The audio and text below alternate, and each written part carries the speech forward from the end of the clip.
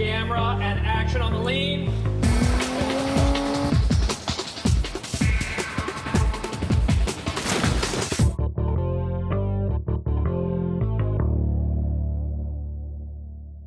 So, Eddie Mora, I mean, you do know you're a freak.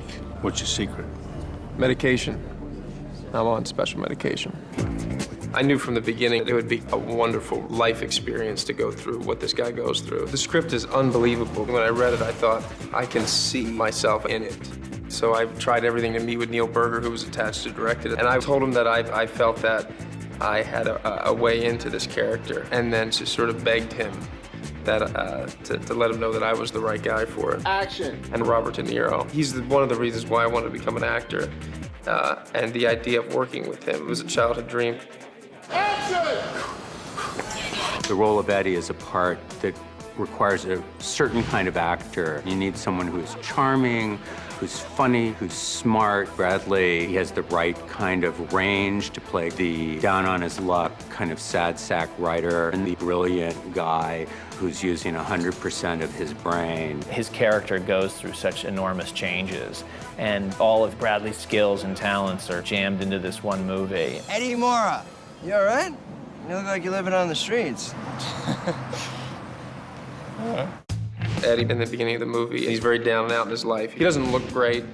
He's not very healthy. He has absolutely no money, and it's beginning to show. And that was a very specific look that Bradley and I came up with. He's got ratty, long hair that he has in sort of escaping from this crappy little ponytail. He just looks worn out and bedraggled. Bradley helped me come up with a timeline. So it was sort of like he's been on this downward spiral probably for the past 10 years or so.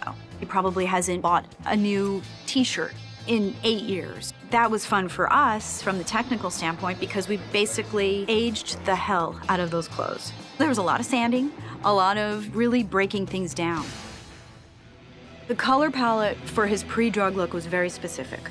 The whole idea was muddy. This was a t-shirt that we aged. Everything is sort of sad and had its moment. These were the sweatpants.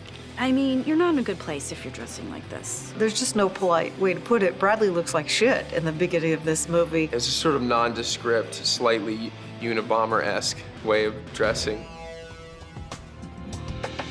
The movie is about this switch that happens in this guy's mind, and so when Eddie's on NZT, he goes through a lot of physical changes.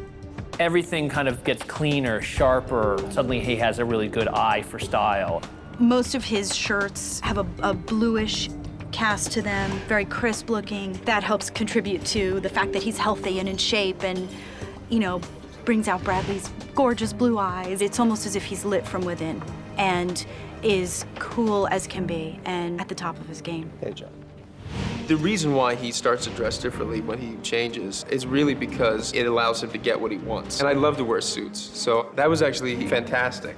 It goes from night and day, and I had a conversation with Bradley, and he said, as soon as he takes NZT, he's an assassin. He is stealth. He has this kind of sense of perfectibility. You know, he's kind of become the perfect version of himself.